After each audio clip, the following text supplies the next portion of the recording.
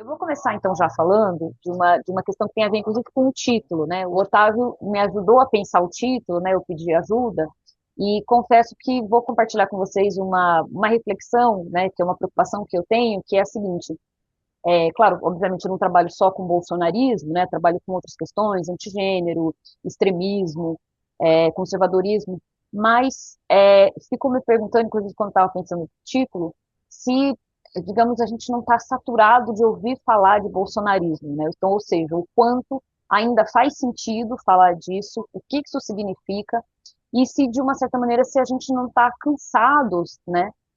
De voltar nesse tema, nesse debate, nessa questão, que nos leva, inclusive, a uma reflexão, que é, será que, né, inclusive com o processo de Bolsonaro ter se tornado inelegível, será que a gente superou o bolsonarismo a ponto de ele se tornar um fenômeno mais específico de uma parte da população brasileira?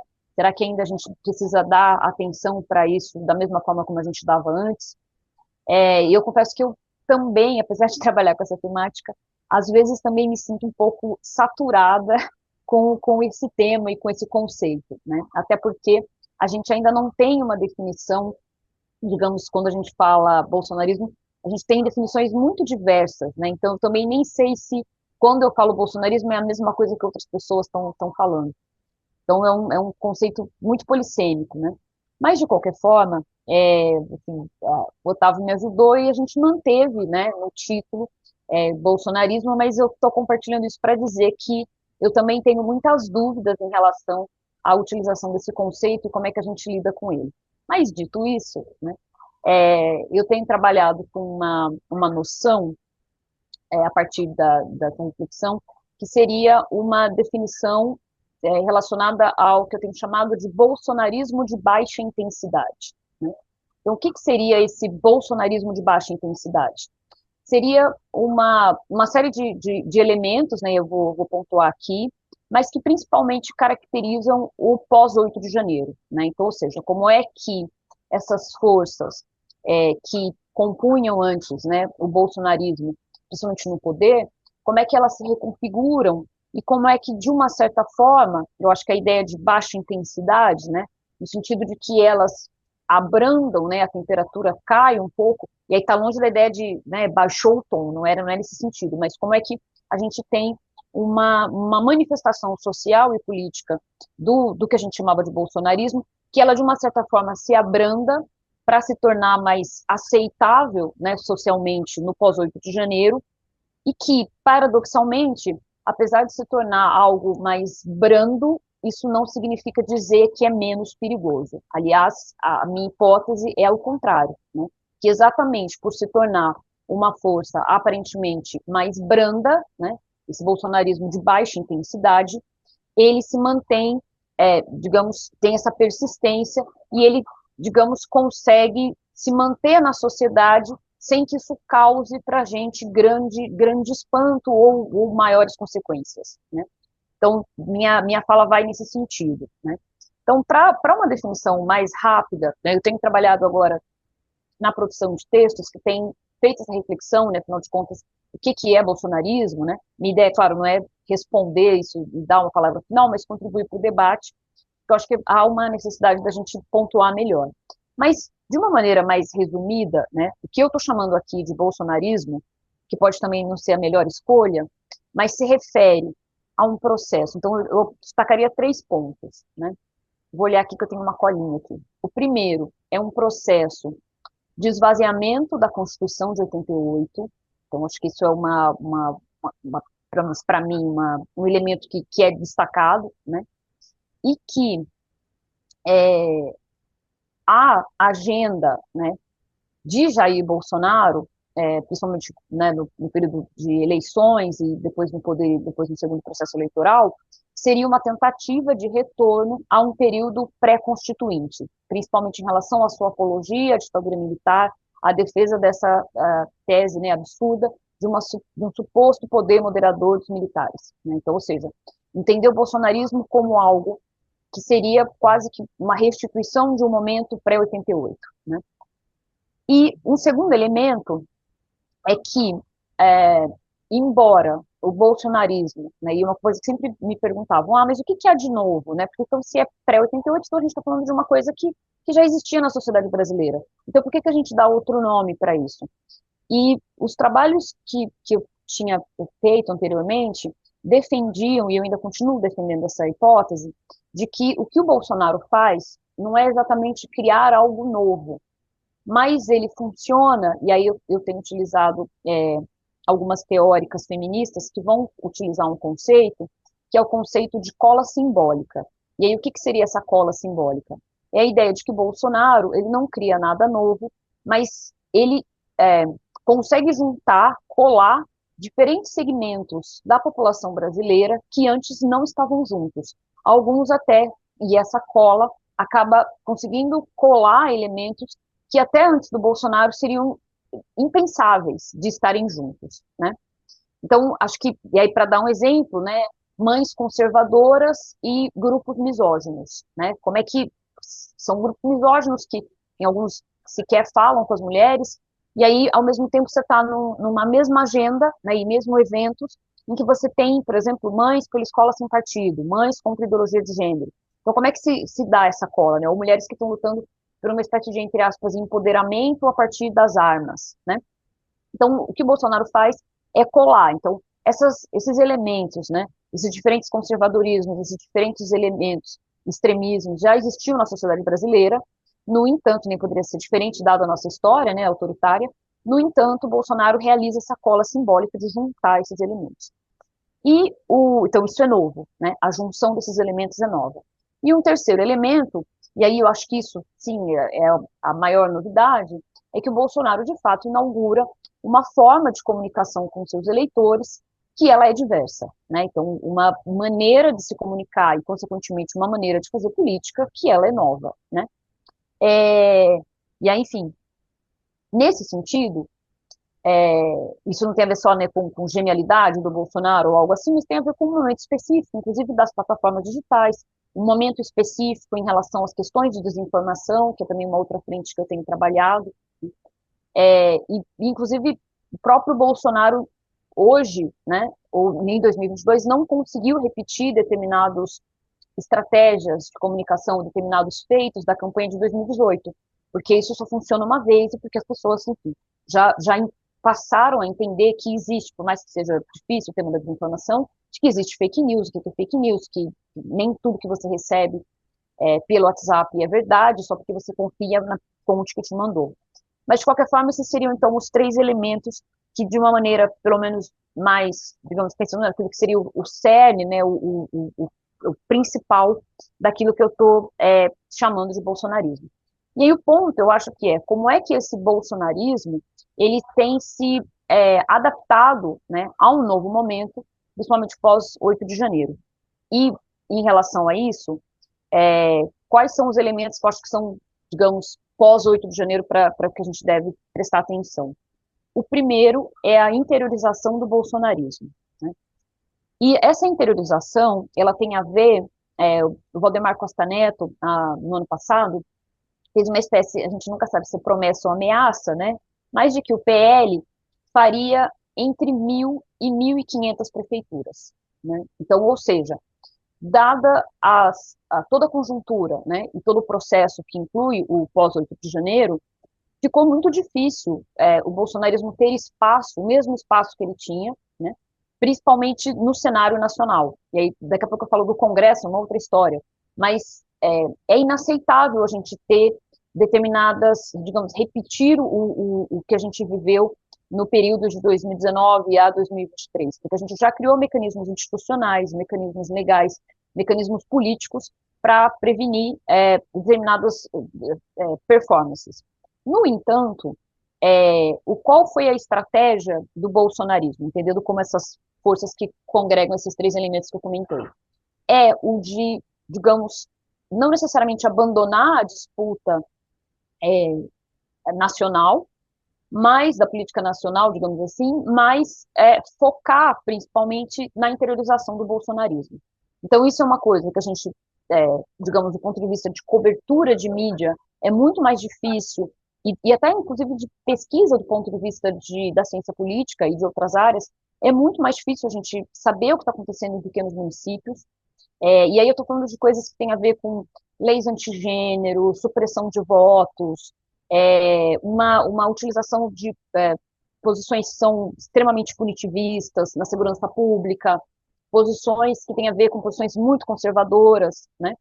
Só para dar um exemplo, eu tinha feito uma pesquisa anteriormente que tinha a ver com leis antigênero municipais. E, no final das contas, o que, que a gente percebe, né? Os municípios não podem criar leis na educação porque isso compete à União. No entanto, o simples fato de criar uma lei inconstitucional, porque essas leis são municipais antigênero na educação são inconstitucionais, o simples fato de criar uma lei, mesmo que ela não tenha efeito, o efeito dela é nulo do ponto de vista jurídico, ela serve de perseguição para professores e ela serve como uma mordaça simbólica que impede você ter determinados debates na educação, no campo da educação, por exemplo. Então, o que está em questão não é se a lei, enfim, seria assim se disséssemos, mas a lei é constitucional, então ela é nula. E, inclusive, a gente tem algumas ADPFs que consideraram algumas leis inconstitucionais, no entanto, é só as leis que vão parar no Supremo, e a gente não sabe, não tem ideia de quantas leis parecidas com essa a gente tem no interior do país, e elas acabam operando socialmente, embora sejam nulas do ponto de vista jurídico. Então, esse é um exemplo, né? E aí, o que acontece é que a gente tem um processo de capilaridade do bolsonarismo, né? Então, se em determinados aspectos é inaceitável, inclusive até determinadas posições, até no sentido da performance de congressistas bolsonaristas, a gente não pode dizer o mesmo no interior do país, né? E aí, principalmente pensando no plano das eleições municipais, né? Tem, eu vou passar essa aqui, que acho que eu estou me alongando um pouco nessa parte para chegar um pouco mais para o final, se der tempo eu volto. Um outro elemento tem a ver com a bolsonarização do Congresso e das instituições de Estado, né? Então, se por um lado a gente tem a capilaridade do bolsonarismo, por outro lado a gente tem o bolsonarismo nas entranhas do Estado, né, e no Congresso, com a capilaridade do bolsonarismo em agentes de segurança pública, setores das Forças Armadas, operadores de direito. Então, a gente tem, dentro da estrutura do Estado, o bolsonarismo como perspectiva, como ideia, como posições políticas, digamos assim, de uma maneira até, em alguns contextos, até um pouco mais silenciosa, difícil da gente ver.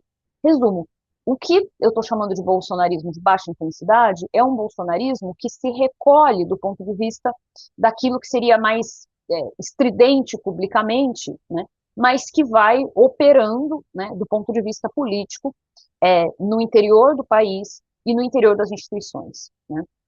E aí a gente tem, por exemplo, agendas conservadoras do Congresso que têm desafiado, inclusive, decisões da Suprema Corte, como, por exemplo, marco temporal, descriminalização das drogas, união afetiva, direitos reprodutivos, né? E o Rodrigo Pacheco, inclusive, tem sido uma figura que tem representado esse bolsonarismo de baixa intensidade, né?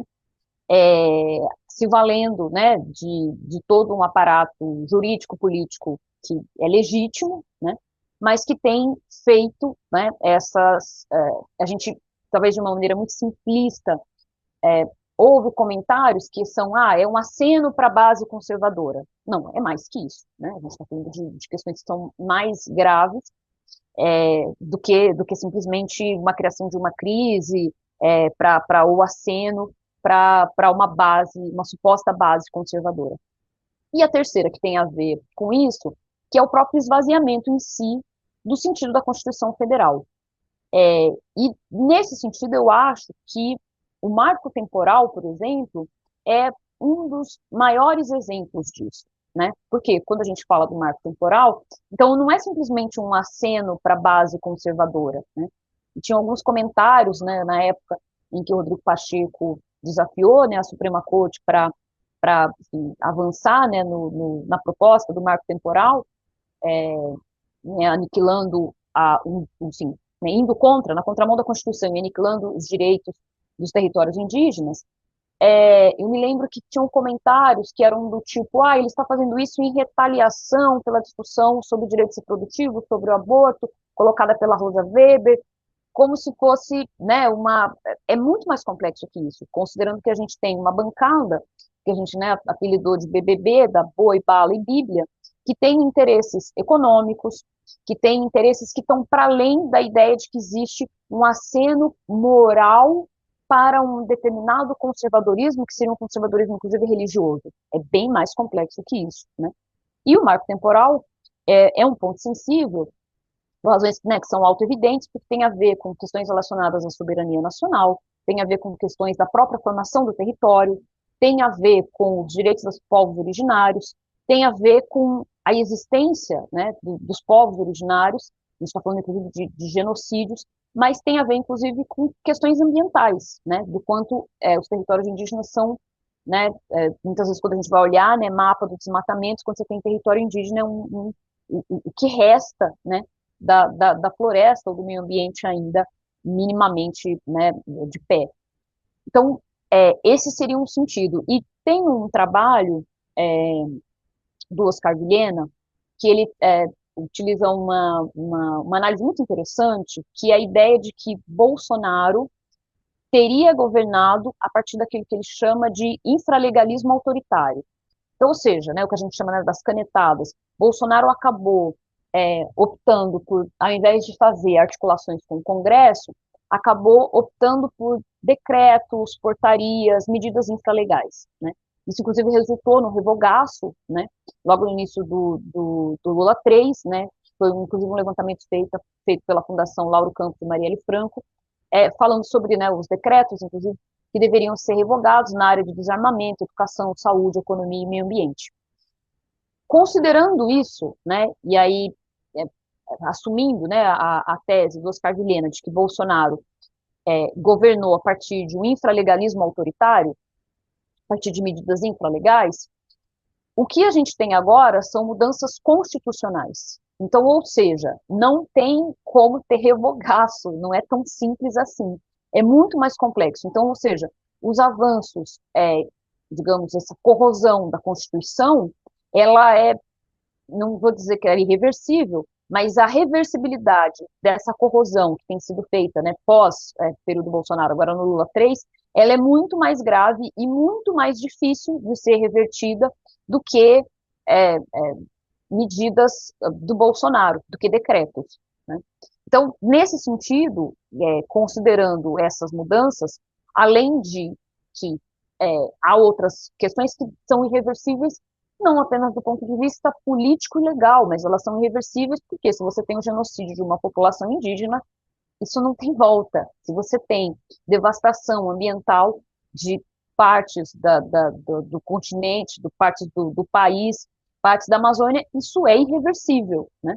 Então a gente está falando de coisas que são, além da reversibilidade no sentido político é, legal, mas também em relação à volta, né, do que a gente consegue de fato ter. E em relação a isso, existe também outros tipos de legado, vai dar tempo de eu falar, outros tipos de legado, um deles, inclusive, tem a ver com um dos pontos, né, que a Letícia Cesarini e eu, a gente tem trabalhado junto com o resto da equipe, que tem a ver, por exemplo, com os ataques violentos em escolas, né? Então, o quanto digamos, esse legado do bolsonarismo, né, então a existência do bolsonarismo, mesmo que a gente tenha tido revogaço em relação à questão das armas, etc., a gente tem dados, né, digamos, de como é que é, essas, essas forças, né, elas penetraram na sociedade, e a gente tem dados em relação, por exemplo, a ataques em escolas que são alarmantes, né, são assustadores, né? E entre eles, a gente tem alguns dados que mostram, principalmente de 2019 para frente, o crescimento absurdo do número de ataques em escolas. A gente tem uma cultura, né, digamos, que acaba, acabou de uma certa forma, não só do ponto de vista da questão do acesso às armas, mas do ponto de vista sociocultural, que legitimou determinadas ações e que tem legitimado determinadas ações extremistas, e alguns dados também importantes é que no Brasil, a gente tem alguns levantamentos, né, que falam sobre o início dos ataques em escolas no Brasil, que é muito mais tardio do que nos Estados Unidos. Nos Estados Unidos já existe há muito mais tempo esse fenômeno, muito mais grave. No entanto, no Brasil, a gente tem diferentes pesquisas que mostram que a partir da década de 2000 que a gente passa a ter os primeiros ataques, e ainda assim, bem casos isolados, né, mas de todos os levantamentos que a gente tem, são poucos, mas de todos os levantamentos que mapearam os ataques, as informações que a gente tem de todos os ataques que a gente tem notícia, todos eles, os autores dos ataques, são meninos e homens. Então, a gente tem uma dimensão de gênero que ela é expressiva, né? E a maior parte das vítimas são mulheres e meninas, né? Então, a gente tem, digamos, uma questão que ela não está necessariamente tão colada com a expressão do bolsonarismo do ponto de vista político, como, por exemplo, agendas no Congresso, mas ela tem a ver com um fenômeno que é um fenômeno, inclusive, que transcende o Brasil, né, que não dá para a gente também dizer que isso é somente bolsonarismo, porque isso existe em outros países, e uma forma de extremismo que se manifesta principalmente a partir de dinâmicas de supremacismo de gênero, né? E a maior parte também dos agressores são meninos e homens brancos, né? Você também tem um componente racial aí. Mas, no final das contas, a resposta, né, que a gente tem, inclusive, e aí não quero dizer com isso que o bolsonarismo, a base bolsonarista, legitima esses ataques depois que eles acontecem, mas as respostas, né, sempre são, por exemplo, se o professor tivesse armado, se os professores estivessem armados, se a comunidade escolar tivesse armada, isso não teria acontecido. Além do fato de que, sim, muitos desses elementos da própria lógica, né, do bolsonarismo acabam incentivando ou bebem na mesma fonte desses extremismos, né, e se valem desses extremismos, dessa cultura de extremismo que tem essa relação, inclusive com comunidades online, e depois comunidade escolar, mas no final das contas essa também é uma das expressões. Ou seja, a gente está falando de um fenômeno que ele vai se expressando em diferentes frentes, ainda que em diferentes temperaturas, né, ou diferentes intensidades, mas que são muito mais complexos, difíceis da gente lidar do ponto de vista como sociedade, né, de prevenção, de contenção desse fenômeno, muito mais complexas do que simplesmente a resolução de que se a principal figura dessas forças, que pode ser uma figura temporária, né, acho que dá tempo de eu falar disso, mas que é o Bolsonaro, que transcende, inclusive, o fato dele estar ou não elegível, inelegível, né? Então, a gente está falando de uma coisa que ela é muito mais complexa nesse sentido, né? E, para também já fazer uma espécie de disclaimer, né? Com isso, eu não estou centrando, apesar de usar ainda que de maneira provisória o conceito de bolsonarismo, eu não estou centrando tanto, digamos, na figura do Bolsonaro, né? Porque também, assim como outros pesquisadores têm trabalhado com a ideia de um bolsonarismo sem Bolsonaro, o Jair, né? Lembrando também que a gente, quando fala de Bolsonaro, a gente está falando não de uma pessoa, mas um clã que inclui diferentes familiares na política e, inclusive, familiares mais jovens que não estão na política, mas que podem eventualmente acabar entrando, inclusive uma mulher jovem, que é o caso da filha caçula. Então, e a esposa, por exemplo. Então, no final das contas, a gente está falando de um clã, né, de uma família, não de uma pessoa, mas, de qualquer forma, quando eu falo bolsonarismo, eu não estou restringindo as ações, as performances específicas de Jair Bolsonaro, né? Mas Bolsonaro foi a figura que fez a partir dessa perspectiva, algo inédito, que foi de juntar diferentes perspectivas e criar essa cola simbólica e tornar possível um projeto dar nome, dar cara e dar elementos, né, conseguiu, dentro né, dessa caixa, né, digamos, de diferentes perspectivas aqui que eu falei, conseguiu juntar e dar um rótulo para isso. Isso se chama bolsonarismo. Isso aqui é bolsonarismo, eu sou bolsonarista, coisas desse tipo. Né? Coisa que a gente não tinha na sociedade brasileira, ainda que essas forças estivessem lá, elas estavam dispersas. Né? E o fato delas não estarem mais dispersas significa que essas forças se fortalecem, né? Acabam se fortalecendo a partir da junção desses diferentes elementos. Um comentário rápido, Isabela, não é uma pergunta, e eu sei que você pensou muito sobre isso. Mas o padrão desses assassinatos de escolas, de serem homens muitas vezes que cultuam armas e que têm conexões com esquisitices, às vezes até neonazistas, é uma coisa que se observou também nos Estados Unidos. E eu entendi muito bem e vejo uma pertinência na associação mediada que você faz entre esses fenômenos e é uma carga, né, mais intensa desse bolsonarismo difuso e tudo. E talvez isso tenha a ver nos Estados Unidos também com essas soluções pela violência, com, enfim, o que tem associação com o trumpismo e tudo. Mas o que eu queria te perguntar é, tem a ver com crime. O bolsonarismo tem uma clara proximidade com práticas criminosas. Não é só o infralegalismo, quer dizer, governar por expedientes infralegais é algo um pouco sorrateiro, mas que está dentro do campo da legalidade. Mas Sim.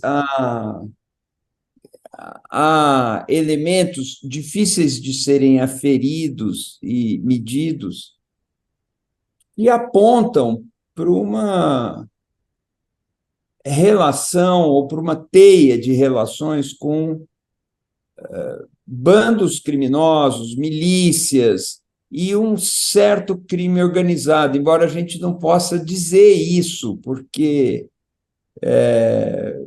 seria, de um lado, uma acusação e, de outro lado, um desvio da perspectiva de pesquisa analítica. Mas fica uma sensação, e sobre isso eu te pergunto, que muitas vezes esse bolsonarismo ele admite o expediente da violência, o instrumento da força armada, uma preferência por repressão direta e por caminhos de ilegalidade. Talvez isso defina também, eu não sei, essa é a minha dúvida. Talvez isso nos ajude a definir a natureza desse movimento ou desse humor deformado da opinião pública que redunda nesse tipo de, enfim, né, um fascismo esquisito, extemporâneo ou rearranjado, mas há semelhanças aí, né? Porque o fascismo também tinha os bandos armados, isso apareceu no fascismo, isso apareceu até no integralismo no Brasil, e era difícil estabelecer uma linha clara entre a legalidade e a ilegalidade. Isso talvez exista no bolsonarismo também. E como você tem pesquisado muito isso e fala com muita propriedade, eu fico com essa pergunta, queria te ouvir sobre isso, embora existam muitas outras coisas aí que eu gostaria de perguntar, mas eu fico só nessa pergunta. E, de novo, muito obrigado, viu? É, tem três coisas que eu não falo publicamente, assim, tem três temas, assim, que eu me esquivo, faço o possível para não falar, apenas em situações muito específicas, muito controladas, em que tem bastante segurança eu falo, que tem a ver com milícias, polícias e militares, né? Esses são temas que são muito difíceis, pelo menos na minha posição, na posição que eu estou hoje como pesquisadora, são temas muito difíceis, né? É, e por razões, enfim, né, que a gente sabe quais são. E também tenho muita dificuldade, porque como pesquisadora, é uma afirmação, a gente sabe que é, mas é uma afirmação muito difícil de ser dita, né? Esse caminho da ilegalidade. Garimpo ilegal, milícias, enfim, é muito, muito difícil. Então, e é complexo, né? Porque quando a gente está falando, por exemplo, eu me sinto mais confortável e dá para dizer, por exemplo, quando a gente diz, a base bolsonarista é formada por grupos extremistas, supremacistas raciais, neonazis, etc., tudo bem. Agora, quando você entra em outros determinados aspectos, é muito difícil. Tanto que na pesquisa que a gente fez sobre os diferentes perfis, em 2018, sobre, a gente mapeou, né, porque eram 16 perfis de bolsonaristas, depois a gente acabou até ampliando, quando chega na parte dos militares, a gente colocou uma coisa assim, extremamente sutil, relacionada à questão de política de drogas, e não falamos nada, não falamos nenhuma palavra sobre policiais militares, milícias, etc. E foi uma escolha, porque, inclusive, já compartilhando, eu tenho uma dificuldade do ponto de vista de publicação de resultado de pesquisa, que é a seguinte: às vezes eu tenho a impressão, eu não consegui, por exemplo, sistematizar um livro sobre as pesquisas. E eu tenho a impressão que só é possível dizer certas coisas depois de determinados processos legais, depois da gente ter o julgamento do 8 de janeiro, porque depois, enfim, está dito, não foi eu que disse, né? Embora todo mundo saiba, né? O caso, a elucidação do caso de Marielle Franco. Então, acho que eu concordo totalmente, e eu não sei como dizer isso, no sentido de enunciar como pesquisadora, né, como cientista eu digo isso, tem uma dificuldade, mas também do ponto de vista de pessoa, né, como eu fiz etnografia, eu fiz trabalho de campo, eu fiz pesquisa de campo, e é uma coisa também que eu sempre gosto de frisar. Alguns desses atores bolsonaristas, que depois, inclusive, passaram a compor aquilo que a gente chamava do gabinete do ódio, eles eram pessoas em que eu tinha o WhatsApp, eu conversava com essas pessoas no WhatsApp, eu conversava com essas pessoas na rua, e elas não tinham entrado num processo, elas não eram quem elas passaram a ser depois. Então, eu estou falando de pessoas que eram, assim, que naquele momento não ofereciam para mim um grande perigo, eram pessoas que, claro, tinham posições políticas muito específicas, mas elas não eram perigosas, certo? E depois, o que acabou acontecendo é que no contato com determinadas pessoas ao longo dos anos, mesmo aquelas pessoas que eu já tinha entrevistado uma vez, duas vezes, três vezes, já tinha tido contato, né, sabiam quem eu era, sabiam onde eu estava, sabiam o meu WhatsApp, que depois começou a ficar muito violento e muito difícil assim, não tinha mais relação de pesquisa possível, né? E ameaças, etc. Então, o fato de eu ter me inserido nesse contexto, não só de uma pesquisa, de um ponto de uma reflexão teórica, mas ter feito etnografia, essas pessoas me disseram coisas que eu tenho muita dificuldade de publicar, eu não sei se um dia eu vou publicar, eu vivenciei situações que eu não sei se um dia eu vou descrever publicamente, e situações do ponto que eu considero graves, né, graves a ponto de um determinado momento chegar à conclusão de que eu não faria mais pesquisa. Foi uma situação específica que envolveu a minha família, a minha filha, e eu sou mãe de uma menina que agora tem 9 anos, e um tipo de ameaça que era grave o suficiente, e quando eu procurei dos caminhos legais, inclusive na polícia, para conseguir lidar com isso, foi mais violento ainda, né? Foi assustador. E aí eu cheguei à conclusão, em um dado momento, que eu não faria mais pesquisa sobre isso, né? E aí foi graças a uma rede, inclusive de mulheres e de outras pesquisadoras, que me acolheram, e, enfim, e aí e foi quando, na verdade, eu fazia pesquisa sem me aparecer publicamente, foi quando eu entrei no Twitter, foi quando eu comecei a ganhar um pouco mais de visibilidade, e essa visibilidade passou a me proteger um pouco mais. Mas isso tudo para compartilhar um problema de pesquisa metodológica, que é como é que a gente faz pesquisa nesse tema, né? Então, é muito difícil, porque uma coisa é você falar do funcionamento do Congresso, ou o bolsonarismo, mesmo pós 8 de janeiro, agora outra coisa é você falar de um funcionamento, de uma lógica, que ela se deu a partir da etnografia, a gente vendo determinados grupos, vendo como é que a infiltração, como eu falei, né, das polícias nesses eventos, como é que a polícia participa desses eventos, quem são essas pessoas, quem são essas lideranças. Então, é bem difícil nesse sentido. E eu não sei o que vai ser, né, mas, o Felipe está aqui, mas eu tenho a sensação de que eu só vou me sentir segura para publicar, assim, com segurança, daqui a um tempo. Por enquanto, as pessoas me perguntam, cadê o livro, cadê as coisas, tal. Enfim, tem que esperar um pouco as coisas tomarem outro caminho e ter um pouco mais de segurança, porque também tem isso. Ser uma mulher pesquisando esse tema é diferente de ser um homem pesquisando esse tema. Eu participo do Observatório da Extrema-Direita, às vezes a gente participa de eventos conjuntos, ou dá uma entrevista conjunta, ou tá numa pesquisa conjunta, e eu chego e mando no grupo, e falo, vocês estão recebendo essas e essas ameaças? Eles falam, não. Eu falo, poxa, por que que eu tô, né? Porque exatamente, são grupos misóginos e tem toda essa lógica. Mas a tua provocação, Eugênio, eu acho ela fantástica, e feliz também de poder falar sobre isso, que é difícil ter espaço para falar, mas é uma questão que também me assombra, digamos assim, para a qual eu não tenho resposta.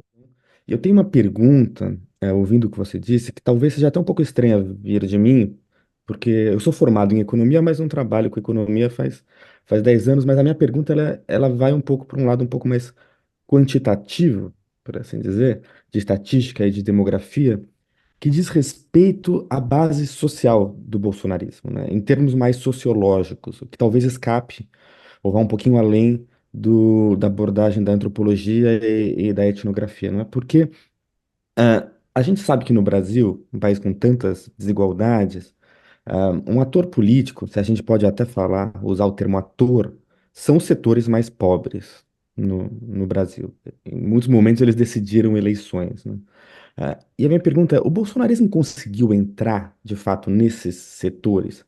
Qual a relação entre a precarização que a gente vê no mundo inteiro, no Brasil também, talvez em particular, com o bolsonarismo? Se existe alguma relação? Porque outras antropólogas, enfim, a Rosana Pinheiro Machado, que já falou aqui, querida colega, a Esther Solano, inclusive você, enfim, fazem muitos estudos com bolsonaristas, muitas vezes com bolsonaristas de regiões periféricas, não necessariamente bolsonaristas ideológicos, assim, de afinco bolsonarista, mas pessoas que votaram no Bolsonaro e continuam a votar no Bolsonaro.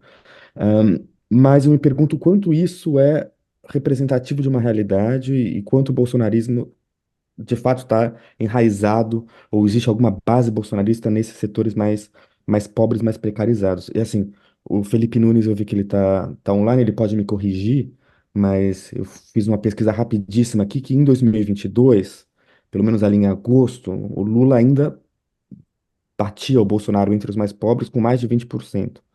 E mesmo entre os mais pobres evangélicos, que são o setor mais associado ao Bolsonaro, mesmo ali o Lula estava um pouco na frente do Bolsonaro, por talvez um empate técnico, né?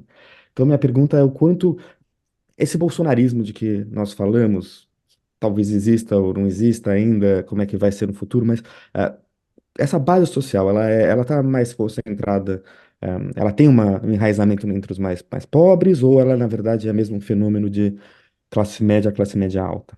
Obrigado. Bom, primeiro que é um prazer te conhecer, você faz parte da minha bibliografia, um prazer, uma honra. Bom, eu, eu responderia da seguinte forma. É, no 2022, falando no passado, não retrasado, né? Em 2022, eu participei, fiz uma pesquisa para a Fundação Perseu Abramo, a gente fez uma pesquisa, né?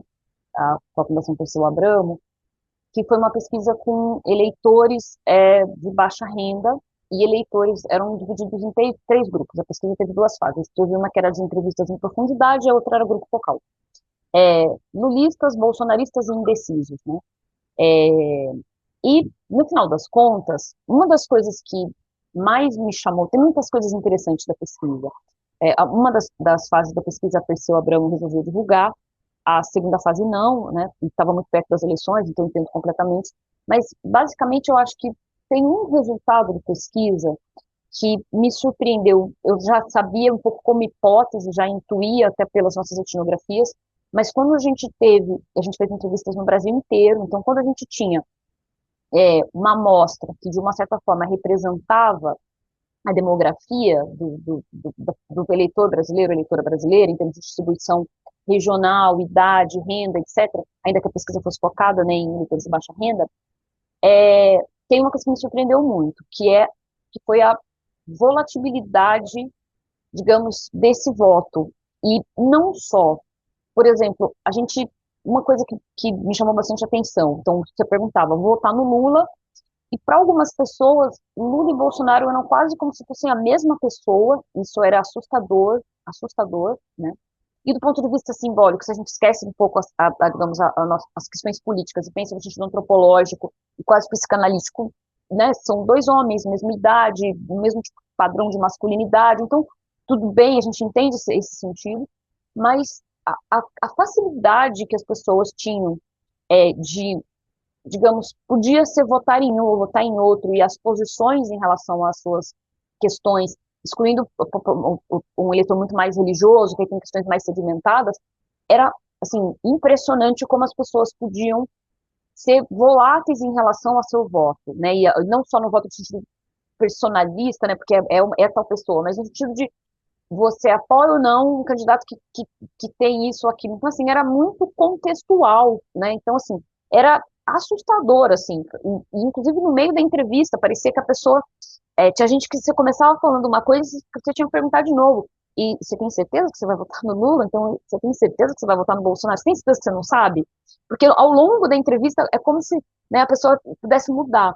E a outra dimensão também que me chamou bastante atenção, nas duas fases, entrevista e grupo focal, era de que, vamos dizer assim, que a gente tinha um checklist para dizer o que era bolsonarista. Então, não era só votar no Bolsonaro, ou então, a pessoa dizia que votar no Bolsonaro, mas tinha um checklist. Então, tinha questões que a gente perguntava sobre aborto, questões sobre conservadorismo, questões morais, questões sobre política, economia, visão do Estado. Então, tinha um conjunto de coisas. Então, não era só o comportamento eleitoral em si. E tinha um checklist, digamos, que batia, que era assim, bolsonarista, tá, tá, tá, tá, tá. E aí, quando a gente perguntava, vou votar em quem? No Lula, tenho certeza, sempre votei no Lula, sempre vou votar no Lula. Quando a gente ia perguntando, o que você assiste? Ah, eu gosto de programas policiais, de tiro. Sabe, todo o checklist bolsonarista batia. E o contrário, assim, você perguntava por que você vai votar no Bolsonaro? E aí, quase que dava vontade de terminar a entrevista e falar assim: olha, desculpa, mas você falou que você é bolsonarista, mas deixa eu te contar, tá errado, né? Claro, a gente não faz isso. Mas internamente, sabe, você fala assim: você está escolhendo o candidato errado. Porque tudo que você está batendo, tudo que você está falando, não bate com esse candidato, né? Nos dois lados. Então, eu tenho a impressão de que a gente, eu não sei se a gente tem, eu não sou da ciência política de formação, embora dê aula de ciência política, e faça pesquisas, né, no campo da ciência política, mas eu não sei se a gente tem instrumentos dentro das ciências sociais para conseguir captar, aí talvez o Felipe tenha mais insights e consiga ajudar a gente, mas eu não sei se a gente tem instrumentos para conseguir captar o comportamento eleitoral desse segmento da população. Eu não sei mesmo. E aí não estou nem falando da forma como as pesquisas são feitas, questões de amostra, etc. Eu estou falando de perguntar, eu não sei se dá conta mais a gente perguntar, e não sei se dá conta mais a pessoa dizer às 23h45, que vai votar em alguém que vai ser assim meia-noite. Então, eu realmente essa foi a questão que mais me deixou impressionada nessa pesquisa, né? Eleitores de Lula que eram assim, acho que a mulher que aborta tem que ir presa mesmo, né? Assim, coisas desse tipo, e eleitores do Bolsonaro dizendo, eu vou votar no Bolsonaro porque ele protege as mulheres, né? Ele é uma pessoa que se preocupa muito com as mulheres, empodera as mulheres. Então, enfim, eu não sei se a gente tem instrumentais suficientes. Para resumir a resposta e dizer uma última coisa, eu tenho a impressão de que a melhor forma seria a gente pensar métodos mistos e diálogos entre as disciplinas, porque a antropologia sozinha não dá conta de responder essas questões, acho que a ciência política sozinha não dá conta de responder essas questões, a gente precisa da estatística, a gente precisa de muita coisa para conseguir lidar com isso e tentar lidar a partir de um problema de pesquisa e não de métodos, porque eu não sei o quanto os nossos métodos conseguem captar esse processo. Muito legal toda a tua exposição, e eu gostei muito de um conceito aí que você lançou, que é esse bolsonarismo de baixa intensidade. Então, minha primeira pergunta tem a ver com isso, eu achei bastante interessante.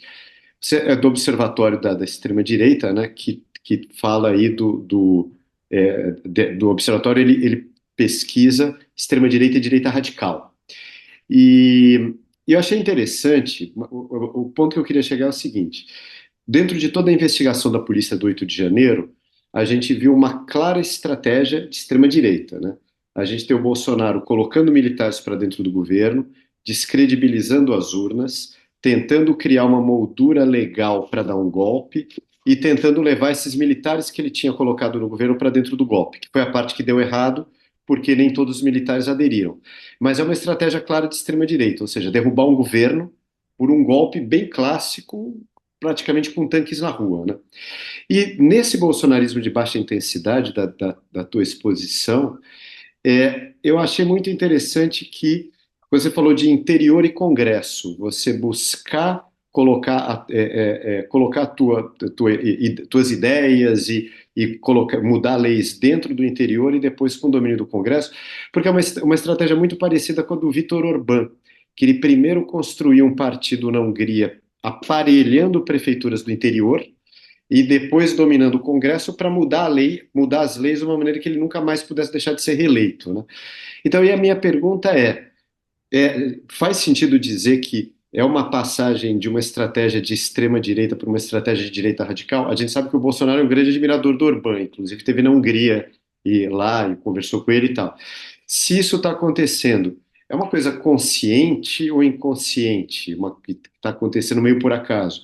E é mais ou menos perigosa do que esse bolsonarismo de tanque na rua? Então, essa é a minha primeira pergunta, e a segunda, também bem rapidamente, bem objetivo, né? Eu moro aqui em Lisboa, a gente observa aqui muito no Instituto de Ciências Sociais, extrema-direita europeia, que tem uma agenda muito clara que é anti-imigração, anti-agenda ambiental, um reacionarismo cultural, né? Contra políticas inclusivas, etc., e de enfraquecimento da democracia. São os quatro pilares, né? O bolsonarismo cada vez mais tenta se articular com a extrema-direita internacional.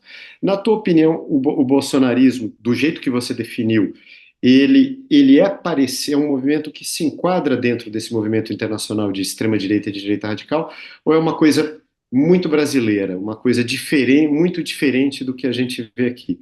Mais uma vez, parabéns aí pela tua exposição e obrigado. No Observatório da Extrema-Direita, a gente tem um debate complexo, né? E inclusive algumas, digamos, a gente não tem uma definição exatamente, mas a gente tem um debate complexo que é se Bolsonaro é direita radical ou extrema direita, né? O próprio Davi Magalhães, que é um dos coordenadores também, nós somos em quatro, ele defende que Bolsonaro é direita radical, né? E não seria extrema direita. O que eu acho uma provocação já de saída bem interessante. E então seria basicamente o seguinte: seria um líder de direita radical cuja base se vale de extrema direita, né? Mas como, enfim, em termos de representação seria direita radical. Exatamente por essas questões, quer dizer, até o Eugênio trouxe isso, quer dizer, o infralegalismo autoritário, ele não é, digamos, né, eu gostei da palavra que o Eugênio trouxe, pode ser sorrateiro, mas não é exatamente ilegal, né? Então isso seria o suficiente para a gente dizer que seria uma direita radical.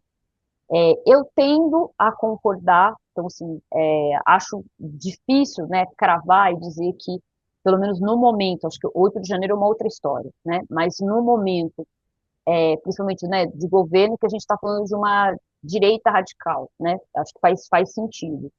E em relação a se a gente está falando de um elemento, né, algo que tem a ver, digamos, uma especificidade brasileira, eu acho que tem uma questão que é a seguinte: a gente pensar que é, existe um fenômeno que ele é transnacional, mas que ele tem uma lógica específica ou peculiaridades nacionais. Então, por exemplo, a questão anti-imigração, dos grupos que a gente acompanhou o bolsonarista ao longo de anos, a agenda anti-imigração não colou, ela não funcionou. E foram muitas tentativas, principalmente porque essas lideranças desses grupos, eles estavam tentando mimetizar, aí nem necessariamente movimentos nos Estados Unidos, mas eles estavam tentando mimetizar movimentos europeus.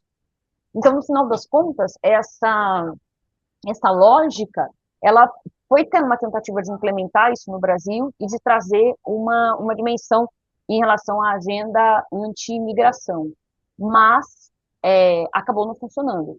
E só que a lógica, apesar da gente não ter a posição anti-imigração ainda, né, porque também isso vai se alterando, né, apesar da gente não ter isso claramente colocado, e tem uma questão que uma dimensão que é a seguinte: embora a gente não tenha conseguido implementar uma posição que é uma posição anti-imigração clara, a gente construiu uma outridade e esse outro que não seria o imigrante, no caso do Brasil, são as populações indígenas. Então, assim, o mecanismo e a estrutura está lá, a lógica está lá, a gente só não é o imigrante, mas é um outro que, enfim, que não é brasileiro o suficiente, que precisa ser assimilado, claro, e que, né, isso no discurso, mas que muitas vezes precisa, enfim, deixar de existir. Então, ainda que, então, nesse caso, eu acho que é um bom exemplo que mostra o seguinte: é um fenômeno transnacional, mas ele tem especificidades no caso do Brasil, mas não é também tudo completamente novo, né? E aí eu acho que essa também é a dificuldade de pesquisar esse tema e de chamar de bolsonarismo, então de pensar o que é específico do Brasil, porque muita coisa também não é específica do Brasil, tem a ver com a América Latina, né? Quando a gente olha, por exemplo, o papel dos militares, principalmente nas relações transnacionais entre Estados Unidos e Brasil, de determinados grupos radicais, a posição dos militares, o papel dos militares nos contextos é muito diversa, né? Então, eu acho que é isso, mas se a gente faz comparação com a América Latina, já tem outras questões, né, que são mais próximas. Então, eu acho que um pouco a tradução é de saber isso, como é que isso se traduz no caso brasileiro, né, e quais são as especificidades do caso brasileiro. Vou fazer uma pergunta bem objetiva, Isabela, só para poder escutá-la mais. Porque eu acho que você mencionou dois pontos fundamentais. Um deles é o fato do movimento associado ao bolsonarismo ser um movimento anti-Constituição de 1988. Isso eu acho que é um ponto fundamental. O Ricardo Barros, quando era líder do governo, na época em que os escândalos não haviam principiado e o bolsonarismo ainda tinha bastante força, chegou a esboçar a proposta de uma constituinte. E numa entrevista ele esclareceu a razão. Ele dizia que a Constituição de 88 tinha um grave defeito. E quando perguntado sobre qual seria o defeito, ele não hesitou. Ele disse que era uma palavra que se repetia excessivamente no texto constitucional. A palavra era a palavra direitos. Então, em alguma medida, isso é, numa síntese brutal e selvagem, é a imagem do que o bolsonarismo pretende em muitas áreas. Eu acho que outro ponto fundamental que você mencionou é que em outubro de 22, se o Bolsonaro é o grande derrotado do ponto de vista político, do ponto de vista político partidário, o grande vitorioso foi o bolsonarismo. Quer dizer, o bolsonarismo conseguiu um enraizamento em um número, uma presença nas duas casas do Congresso que é muito impressionante. Mas a pergunta que eu vou lhe fazer é bem pontual, eu queria escutá-la sobre um ponto. Em que medida você atribui a permanência do bolsonarismo a um modelo de negócio muito bem sucedido? Isto é, a radicalização política bolsonarista, ela evidentemente tem aspectos autoritários e ideológicos, mas o bolsonarismo transformou a radicalização num produto de nicho. E não é um produto de nicho para um público consumidor qualquer. Por exemplo, o João Gabriel acabou de falar, calcula-se que em Portugal haja aproximadamente 8 milhões de consumidores, é um país inteiro.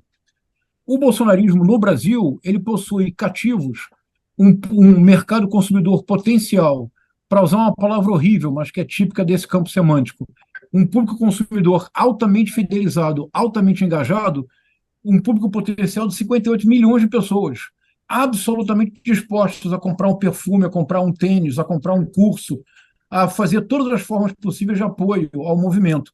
Então, eu gostaria de lhe perguntar qual é o papel que você atribui à monetização da atividade política em todos os níveis, desde Bolsonaro pedindo Pix e vendendo perfume, até a dona de casa que se torna uma youtuber radical e que vira uma empresária de sucesso. Eu me refiro ao perfil Te Atualizei, que você certamente conhece. Não é um caso único ou seja, o bolsonarismo monetiza no atacado e no varejo. Em que medida você vê a monetização da política como um ponto importante para a permanência do bolsonarismo enquanto movimento político e ideológico? E, mais uma vez, muito obrigado, Isabela. Obrigada pela pergunta. Eu gostei da sua provocação de pensar que Bolsonaro é o maior derrotado e o bolsonarismo vencedor. Faz todo sentido. Gostei dos termos que você colocou. Vou pensar nisso. Eu acho que como produto de nicho, eu acho que eu não estava trabalhando tanto com a ideia de produto, né, ou melhor, nicho, mas tinha trabalhado com a ideia de identidade, né, de pensar que essa lógica, inclusive a própria ideia, né, de segmentação que a gente tinha trabalhado anteriormente dos eleitores, é uma lógica de marketing, né, uma lógica de uma estratégia de você segmentar consumidores, né? Então, no final das contas, a gente está falando de um processo, e aí por isso que quando eu, enfim, apresentava os resultados de pesquisa aqueles anteriores, eu não falava eleitores do Bolsonaro, eu falava apoiadores. Por quê? Porque nem todos são eleitores, porque a própria noção de apoiador, ela abarcava principalmente um fenômeno que eram os eleitores que não tinham idade para votar. Então, assim, você tinha jovens, crianças de 12 anos, 13 anos, né? Ou os que tinham 14, menos de 16, mas não votavam. Então, no final das contas, enfim, é mais próximo de consumidor, isso principalmente em 2018, e que se repete em 2022, é mais próximo da noção de consumidor do que da noção, de uma noção clássica de eleitor. Porque o que a gente via, né, nos eventos? Meninos muito jovens, vestindo a camiseta, né? Aí a camiseta com a arma. Tem toda uma estética, né? Uma lógica que era muito, inclusive num texto que a Rosana Pinheiro Machado e eu, a gente escreveu sobre consumo de armas entre homens, aí em um dado momento, quando a gente está comparando, e a gente compara dois contextos etnográficos, quando a gente está descrevendo o contexto de São Paulo, é muito como se tivesse assim, dentro do fãs do filme, da franquia Velozes e Furiosos, porque era um evento que tinha SUV, tinha carros tal, e a coisa das armas muito parecida com filmes de Hollywood, sabe? Enfim, vestir a camiseta do seu anime preferido, do seu personagem preferido, do seu filme preferido. Então, acho que tem um fenômeno aí, que é um fenômeno que ele, inclusive, ele transcende o voto, né? E aí, acho que esse é o ponto. E em relação à monetização, ela é chave desse processo, porque principalmente para é difícil depois saber o quanto as pessoas aderem ou não, né? Chega uma hora que nem elas sabem, mas muita gente, principalmente os jovens, entraram pela monetização, entraram porque perceberam que determinados temas, determinados vídeos criavam um nicho específico. Hoje a gente tem nichos que, inclusive, nem são necessariamente relacionados ao bolsonarismo, mas que são os nichos de Red Pills, por exemplo, né? De grupos masculinistas. E aí é isso, vende curso, a gente já viu vários casos, né, que se tornaram famosos. Vende curso, vende coaching, vende livro, monetiza na produção dos conteúdos, e isso vai funcionando assim, né? Então eu concordo totalmente com você. Eu acho que eu não sei se necessariamente um produto de nicho, mas é uma forma de identidade que está relacionado com consumo. E aí consumo no sentido alargado, né? Não só no sentido de consumo da camiseta, mas consumo de mídia, consumo de conteúdo, né? E, e como é que isso vai operando, né?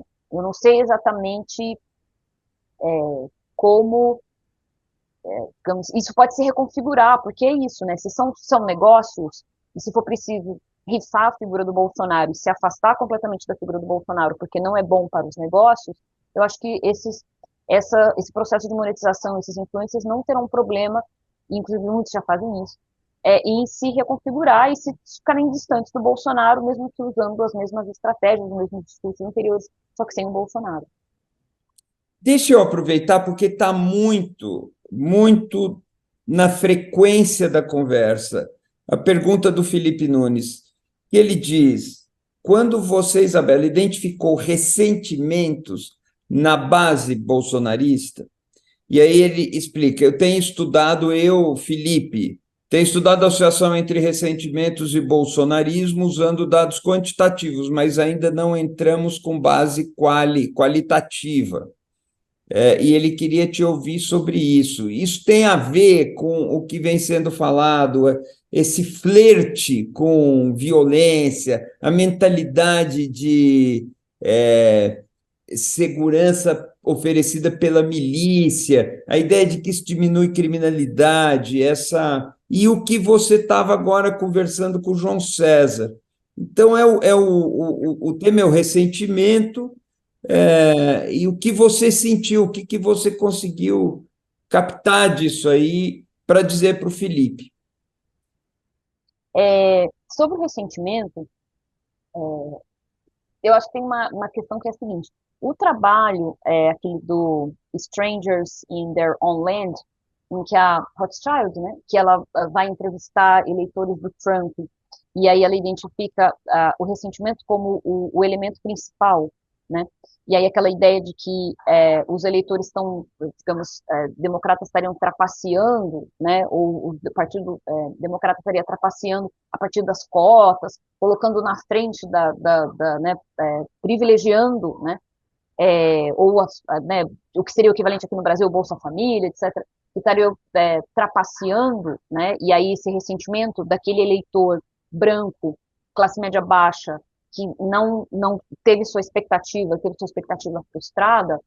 Eu acho que no caso brasileiro, é, ele tem uma dimensão que é um pouco diferente, porque esse ressentimento, principalmente da literatura internacional, quando vai falar desse tipo de ressentimento, quando a gente tem contextos em que minimamente a gente teve modelos, mesmo que mínimos, de welfare state, esse ressentimento, ele faz sentido a gente dizer que tem um ressentimento de pessoas que perderam sua renda, principalmente no caso dos Estados Unidos, né, pós-crise de 2008, pessoas que perderam emprego, perderam suas casas. Então, se tem um ressentimento, digamos assim, que está relacionado a elementos econômicos, que no Brasil não encaixa, porque no Brasil a gente tem, enfim, esse processo, é, né, ainda que no caso do Brasil o neoliberalismo tenha vindo junto com o processo de redemocratização, mas a gente não está falando, por exemplo, o que seria o equivalente desse homem, né, dessa, que chamam, né, de América Profunda, que ressente por ter perdido o emprego, etc., porque não consegue ascender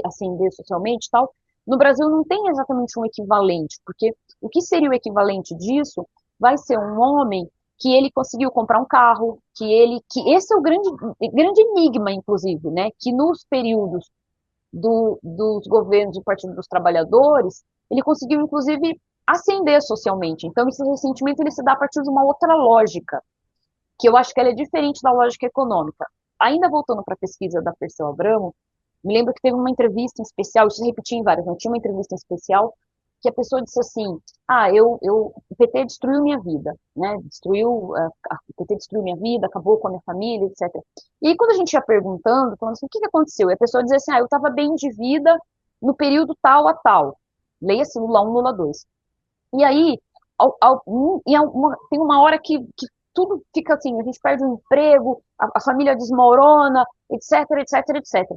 E a gente ia perguntando assim, mas e você lembra que ano que foi?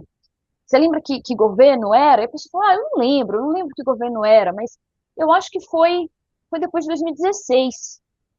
Então, era interessante porque na perspectiva dessa pessoa, ela não está fazendo uma relação que a gente faria dizendo assim, então pós-impeachment, né? Tem a ver com a reforma da Previdência, é governo Michel Temer. Para ela, assim, o PT destruiu a vida dela. Mesmo que no período do governo do PT ela conseguiu comprar um carro, pagar a casa, e mesmo que depois da saída do PT foi que a família foi a derrocada. Então, a lógica de ressentimento, ela se dá de uma maneira muito específica, eu acho que no caso do Brasil, que é diverso, né? Nesse caso, né? Então, para essas pessoas, não é exatamente como se elas tivessem gozado de um estado de bem-estar, elas tinham sua casa e perdeu sua casa, como é no caso dos Estados Unidos. Mas também, por outro lado, tem uma questão que é o que é o que aconteceu, o fato, né? E a narrativa que ela, a maneira como ela está vendo as coisas, né?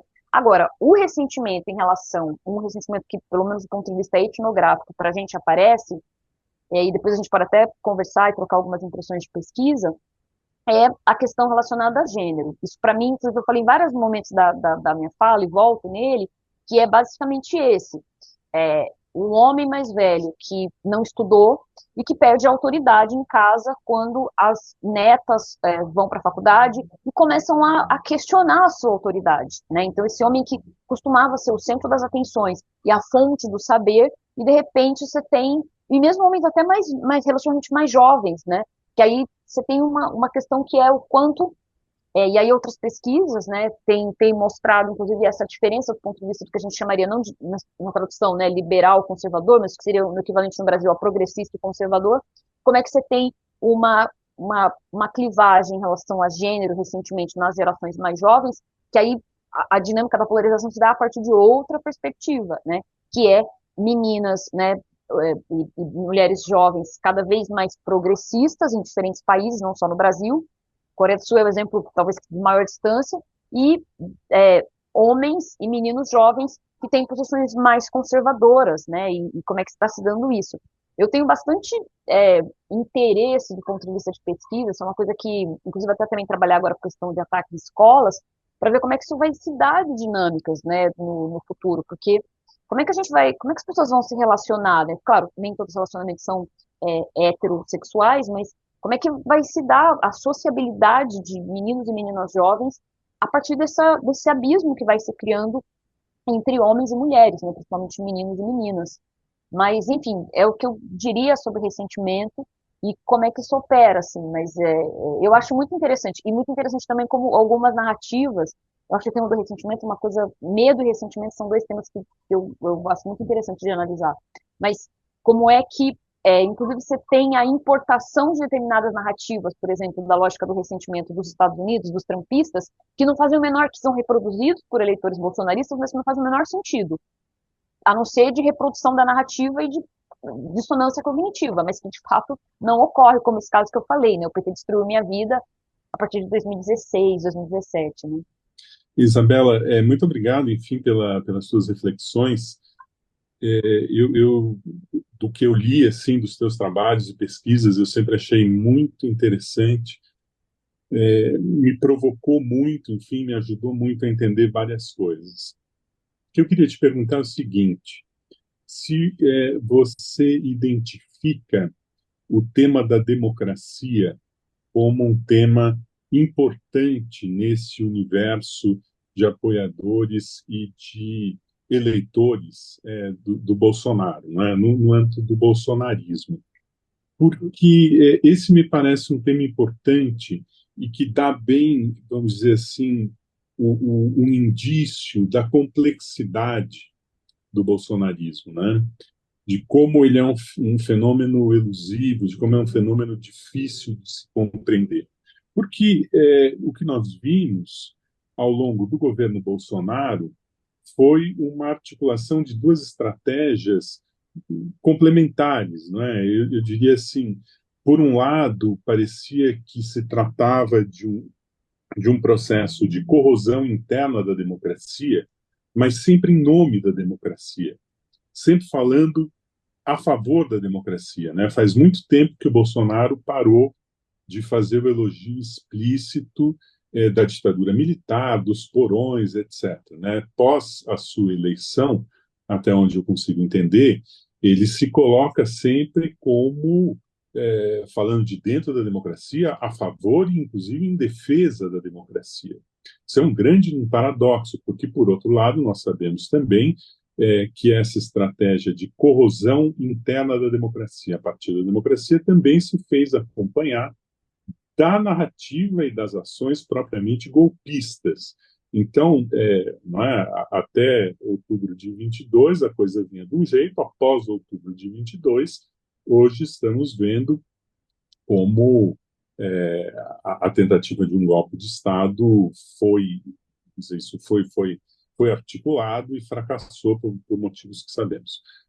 Então, me parece assim que a relação com a democracia, e agora, então, no pós-8 de janeiro, me parece assim que a narrativa golpista sai de cena, vai necessariamente sair de cena, mas aquela, vamos dizer, a temática do infralegalismo autoritário, vamos dizer assim, eu consigo pensar a coisa do infralegalismo não apenas no âmbito interno à legalidade jurídico-política democrática, mas imagino também que se vai formando alguma coisa como uma zona cinzenta, onde a gente já não consegue mais discernir se estamos no âmbito do jogo democrático ou de algo que já tem outra configuração.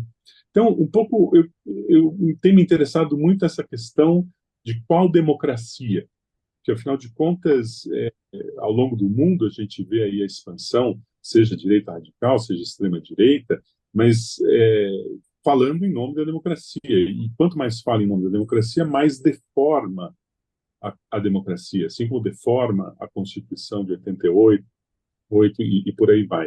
Então, eu queria saber de vocês, nas suas pesquisas, o tema democracia, um certo entendimento do que seja democracia, se isso aparece, e se aparece, qual é a maneira pela qual o Bolsonaro não, mas o bolsonarismo, enfim, difuso, compreende o que é democracia, o que é democracia para eles.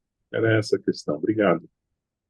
Duas coisas que eu diria, né? A primeira, é interessante porque o próprio Bolsonaro, apesar de ele ter se colocado assim, em fazer a defesa da democracia, mas eu acho que ele teve que um pouco entrar na linha, né, e repetir isso, né, que está defendendo a democracia, a ideia de 4 linhas da Constituição, etc., inclusive pela sua base, né, se fosse pelo Bolsonaro, ele teria abertamente, né, dizer, olha, democracia é um negócio que acabou, mas a sua base já fazia isso, inclusive aquela base que não, que, como eu acompanhei movimentos de rua e manifestações, né, vamos chamar assim, antidemocráticas, longamente, isso antes até de 2014, tinha alguns movimentos que quando a gente perguntava em quem as pessoas iam votar, elas não diziam Bolsonaro. O Bolsonaro começa a ser a figura, tinha grupos específicos que acompanham o Bolsonaro, inclusive que, né, fizeram aquele evento, que é um grupo de neonazis, né, que fez aquele evento de apoio ao Bolsonaro em 2011, né, que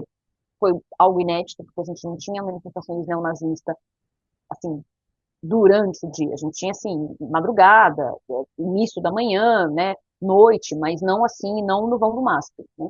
Foi a primeira vez que a gente tem. E que, por que inclusive o tema das escolas, para mim, ele é tão caro? Porque esse evento de apoio ao bolsonarismo em 2011 dos neonazis tinha sido depois do ataque na escola de Realengo, em Realengo. Então, tem uma dimensão aí digamos, desse culto, né? Meio obscuro, né? Na época, então, uma coisa, digamos, bem velada. Mas os apoiadores do Bolsonaro, depois que viriam se tornar apoiadores do Bolsonaro, eles defendiam essa ideia principalmente os que chamam de, como eles chamavam, intervencionistas, né? Que é a favor da intervenção militar, abre aspas, intervenção militar temporária e constitucional. Então, eles sempre defendiam a democracia. Então, eles estavam tão preocupados, isso mesmo antes de falar que eu votar no Bolsonaro, eles estavam tão preocupados com a democracia que eles queriam uma intervenção temporária e constitucional para defender a democracia. Então, isso era uma coisa que está muito ligada a essa, né, essa linhagem que tem a ver com essa combinação de juristas, PFP, que tem figuras como, por exemplo, o Ives Gandra, e que depois também entra os evangélicos, que é o caso da Damares Alves. Eu tenho um fenômeno também que eu acho bem interessante acompanhar e que fico muito intrigada, que são digamos, os juristas, entre aspas, ou pessoas que estão no direito e que fornecem esse verniz legal para o bolsonarismo. É o caso da Damares Alves, né? A Damares Alves, ela, apesar da gente lembrar, né, dela, da parte da performance um pouco mais visível e tal, enfim, ela é do direito, né? Ela usa a linguagem do direito. A Unajuri, Associação de Juristas Evangélicos, assim, faz muita coisa, né? Tentaram mudar, inclusive, assim, a política de direitos humanos no Brasil, a partir do que ela chamou de ressignificar os direitos humanos, e em nenhum momento ela disse assim, claro que você tem essas pessoas que falam assim, a Constituição, isso eu já ouvi também, a Constituição brasileira, o problema é que ela tem muitos direitos e poucos deveres. Mas em nenhum momento a Damares disse assim, eu sou contra os direitos humanos. Mas ela dizia assim, eu sou contra essa noção dos direitos humanos. Da mesma forma, eu não sou contra a democracia, muito pelo contrário, eu sou a favor da democracia, mas não essa democracia. E eu acho que aí convém a gente lembrar que democracia, a gente também toma, né, como base uma democracia.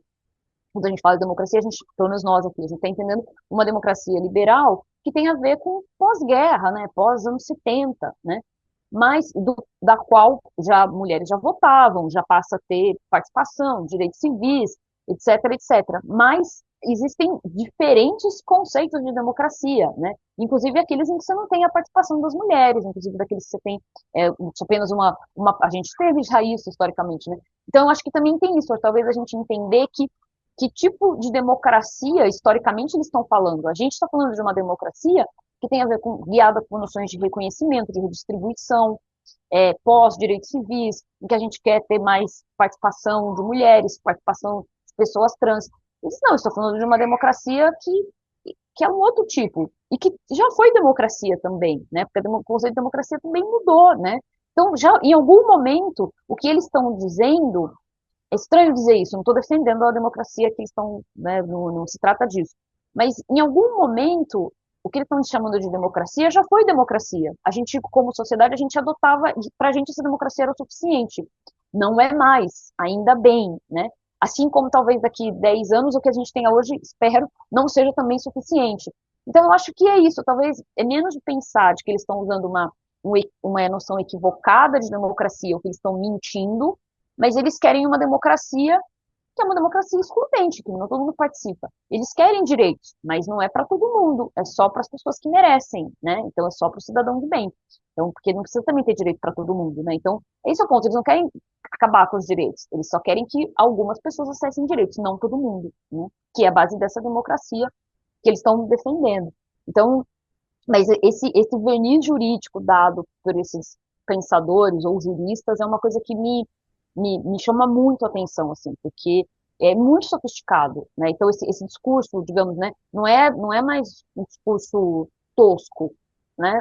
É um discurso muito sofisticado, extremamente sofisticado, que conhece as leis, que conhece o funcionamento do Estado, alguns, claro, mais ou menos, né? Mas são poucos também, não tem tantos assim, né?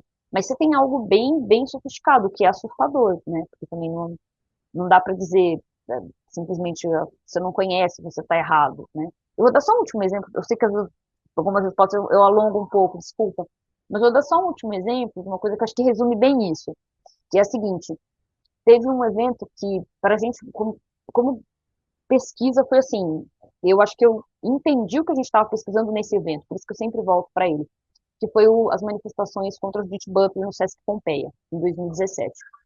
E aí o que acontece? De um lado, a gente tinha, eu vou chamar assim, nem direita e esquerda, eu vou chamar campo progressista. Você tinha o campo progressista dizendo, vocês não leram a Butler, vocês não sabem o que vocês estão falando, né? Vocês não leram. E do outro lado, essa era a questão.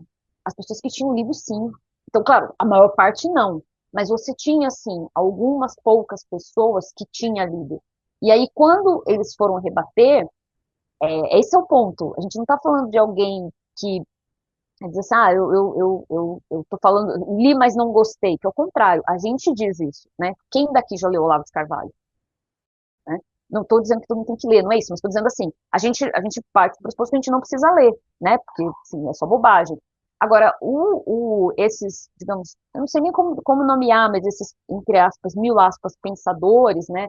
Da direita, da extrema-direita, da direita radical, eles leem, né? Então, são pessoas que estão lendo Engels, estão lendo A Origem da Família, da Propriedade Privada e do Estado, para dizer por que o feminismo é o fim da civilização ocidental.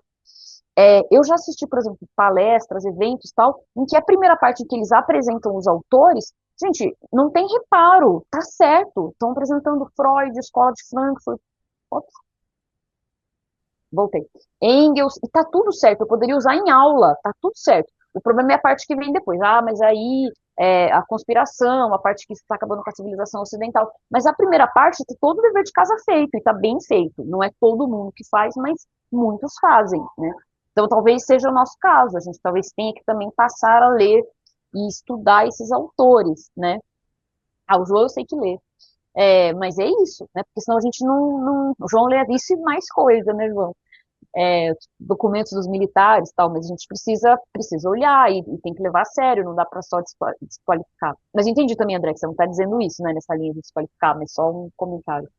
Obrigado, Eugênio. Obrigado, Isabela, por participar dessa conversa com a gente. Só queria retomar a pergunta anterior. As minhas perguntas são bem rápidas, mas sobre a palavra democracia, eu só queria lembrar que o golpe de 64 foi chamado pela mídia e pelos militares e por todo mundo como Revolução Democrática.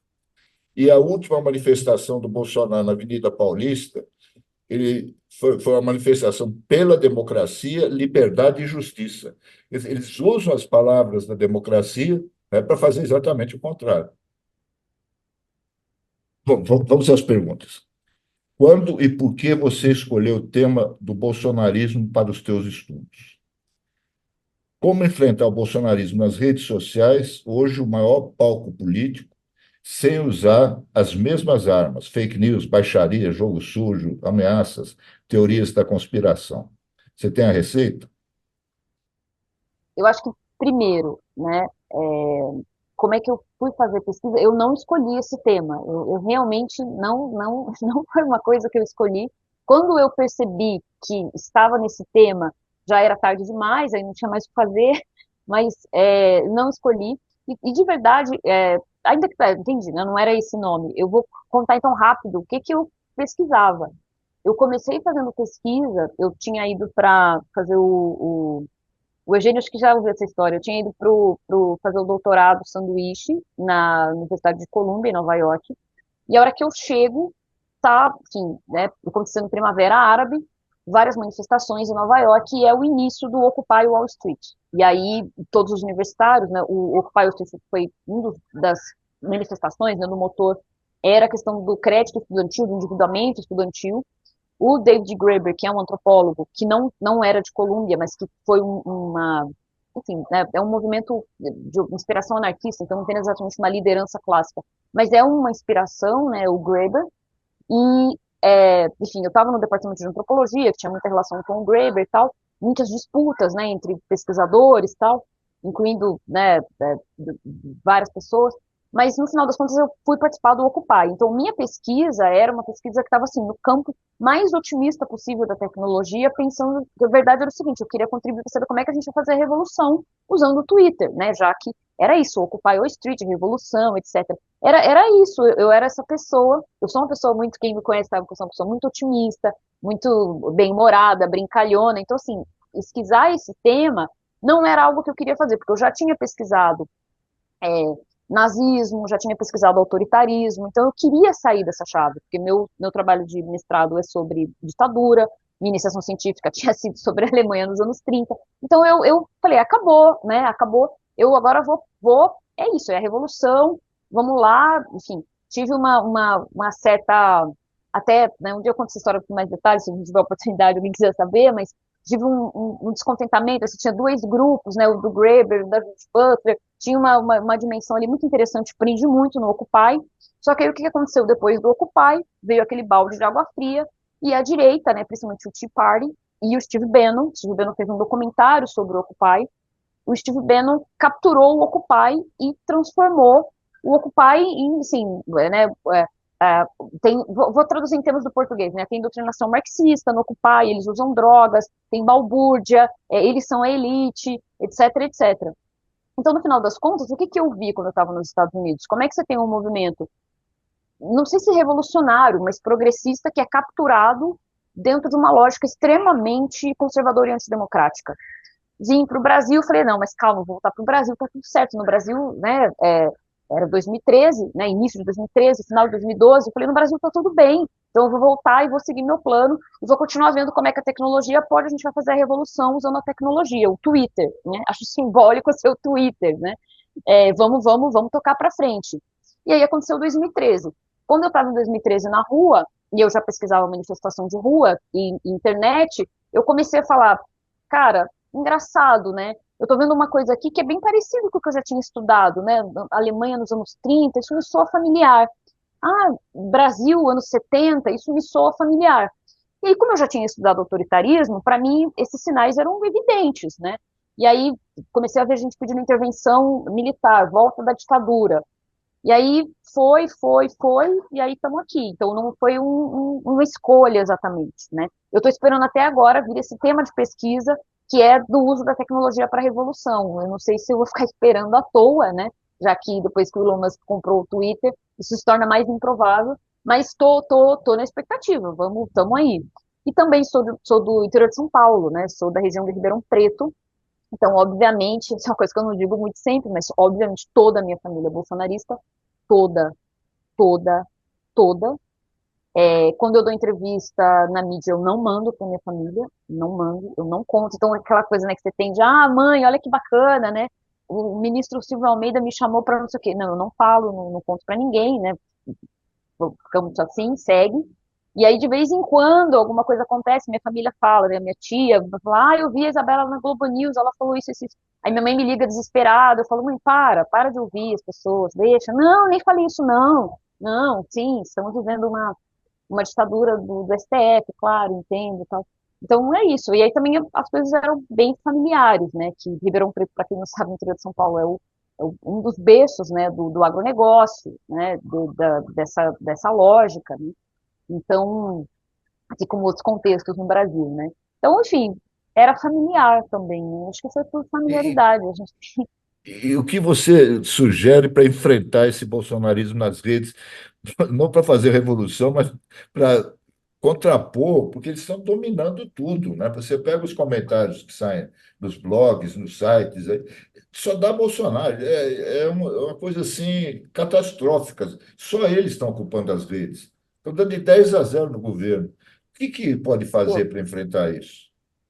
Talvez eu tenha dado uma resposta longa para a primeira pergunta para não ter que responder essa, mas já que você voltou nela, eu acho que tem uma coisa que é a seguinte, tentando ser bem resumido, eu acho que acolhimento, eu acho que a gente precisa acolher as pessoas que não sabem usar determinados vocabulários, a gente precisa acolher pessoas jovens, a gente precisa ter espaço para as pessoas errarem, a direita deixa as pessoas falarem coisas erradas, a direita deixa as pessoas não saberem das coisas, irem aprendendo depois.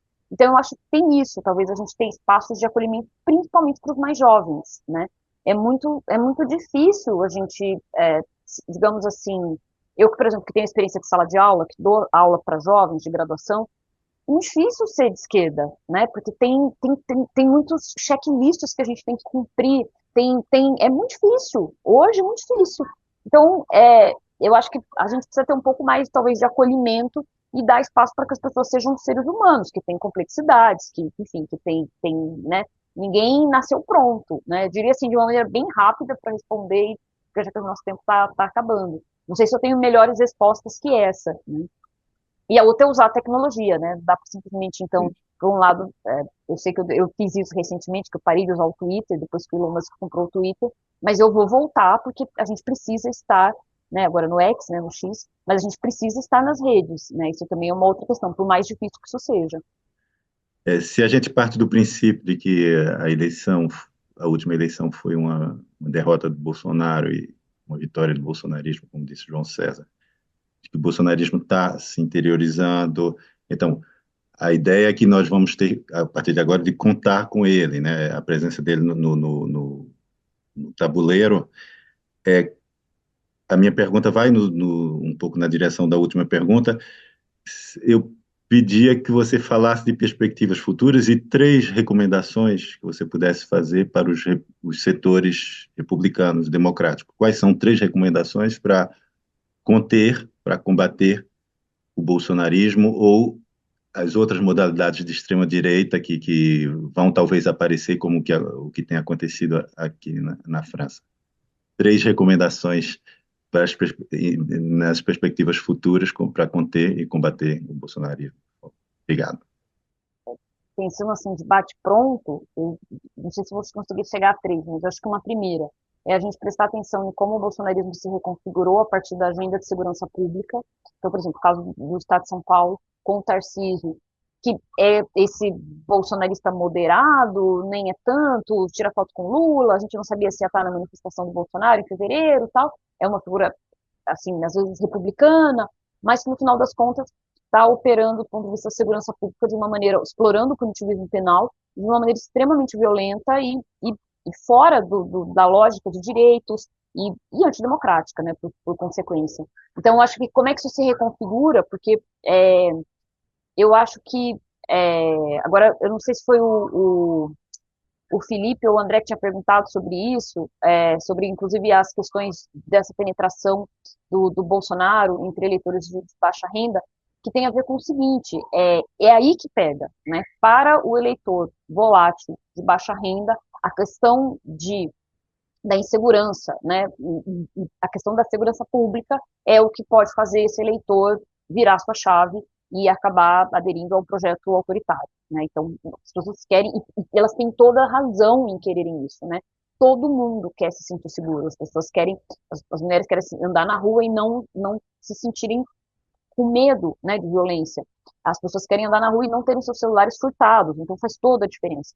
Eu acho muito complicado, talvez, a gente vir de uma perspectiva, não estou dizendo que alguém aqui tenha, mas que às vezes a gente parece que é como se fosse, porque a gente está numa posição classe média alta, e a gente lida com a segurança de uma outra forma, e lida com a violência de uma outra forma muito mais mediada, que é como se deslegitimasse as pessoas que votam em lideranças que prometem esse vazio, dizendo que vão resolver o problema da segurança pública, né? Então, questões de mudando, né, proíbe drogas, numa lógica do punitivismo penal. Eu acho que essa é a primeira coisa, né? Então, perceber que essa demanda ela é legítima na população e ela tem que ser prestada, tem que prestar muita atenção.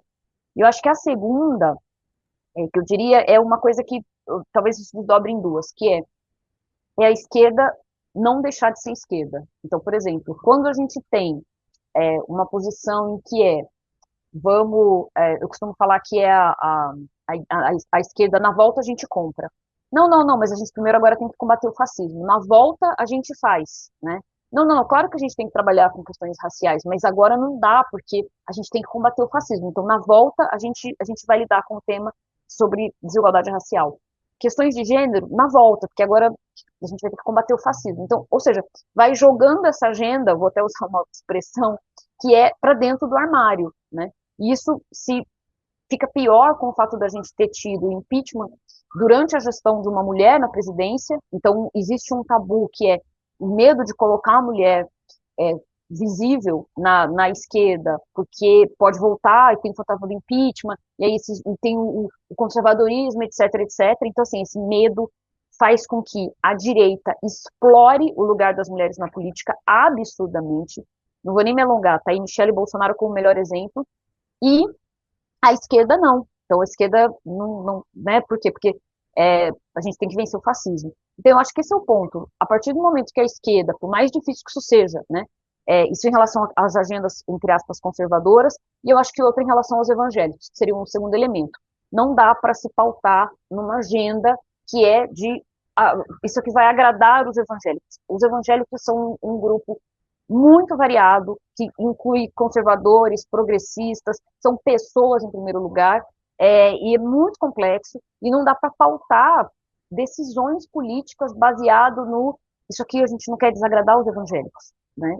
Porque a gente está indo para um buraco que ele não tem fundo, né? Então, acho que seriam duas coisas. A primeira, não aderir a um conservadorismo então, se a gente aderir ao conservadorismo, a gente vai continuar no jogo.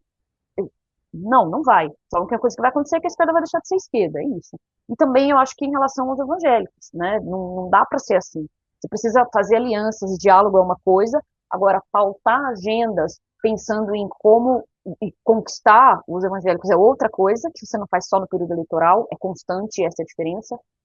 E a outra coisa é, enfim, deixar de ser, digamos, do ponto de vista de sua identidade, a gente abandonar a identidade política para conseguir não criar descontentamento. Então, acho que esses são problemas, assim, que eu diria que não tem solução nenhuma, mas eu acho que é por uma questão de posição política, porque o caminho, nada de bom vai sair daí. Eu não sei se coisas boas vão fazer, se for decidir dessa forma, mas não vai ter nada de bom, porque a esquerda perde espaço e a direita cada vez vai ganhar mais espaço e a extrema-direita ainda. Muito importante, assim, a tua fala, e eu ficava pensando, quando você falava da dificuldade de ser pesquisadora e enfrentar determinados temas, como milícia, militares e esse tipo, e criminalidade, a dificuldade hoje que você enfrenta é a mesma dificuldade que, institucionalmente, um profissional que escolhe uma carreira pública de enfrentamento é a mesma, sabe?